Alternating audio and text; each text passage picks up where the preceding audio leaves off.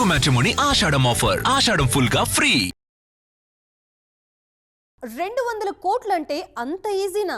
చెప్పుకోలేనంత సులభంగా మంచినీళ్లు తాగినంత ఈజీగా వసూలు చేయొచ్చు.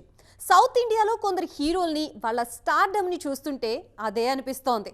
తాజాగా ఓ హీరో అయితే ఏకంగా వరుసగా 9వ సారి 200 కోట్ల క్లబ్లో చేరిపోయారు. మరి ఆ స్థాయిలో దండయాత్ర చేస్తున్న హీరో ఎవరు? ఇంతకీ అత్యధిక 200 కోట్ల సినిమాలు ఎవరికున్నాయి? బాక్సాఫీస్ రికార్డుల వేటలో విజయ్ ఎవరికీ అందనంత ఎత్తులో ఉన్నారు. వరుసగా 9వ సారి 200 కోట్ల క్లబ్లో చేరిపోయారీయన.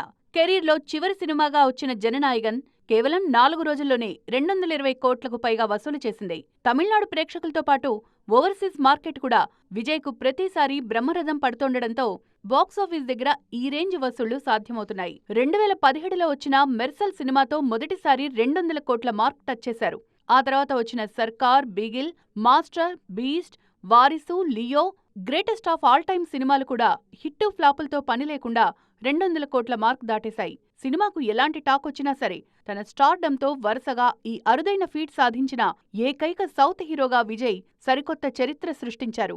విజయ్ తర్వాతి స్థానంలో రజనీకాంత్ ఉన్నారు. ఈయన 8 సార్లు 200 కోట్ల క్లబ్లో చేరారు. 2010లో వచ్చిన రోబోతో ఫస్ట్ టైం డబుల్ సెంచరీ కొట్టిన సూపర్ స్టార్, తర్వాత 2.0, జైలర్, కబాలి, పేట, దర్బార్, వెట్టయాన్, కూలీ సినిమాలతో 200 కోట్ల మైలురాయిని అందుకున్నారు.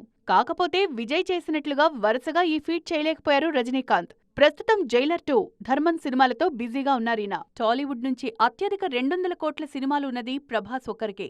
బాహుబలి ది బిగినింగ్ తో ఫస్ట్ టైం 200 కోట్ల మార్క్ టచ్ చేసిన ఈయన బాహుబలి 2, సాహో, ఆదిపురుష్, సలార్, కల్కి, రాజాసాబ్ సినిమాలతో డబుల్ సెంచరీలు బాదేశారు. టాక్తో పని లేకుండా కేవలం ప్రభాస్ కటౌట్కే బాక్సాఫీస్ దగ్గర 100 కోట్లొస్తున్నాయి. ప్రస్తుతం కల్కి 2తో పాటు స్పిరిట్, ఫౌజీ సినిమాలతో బిజీగా ఉన్నారు ప్రభాస్. తెలుగు మ్యాట్రిమోనీ ఆషాఢం ఆఫర్. ఆషాఢం ఫుల్ గా ఫ్రీ.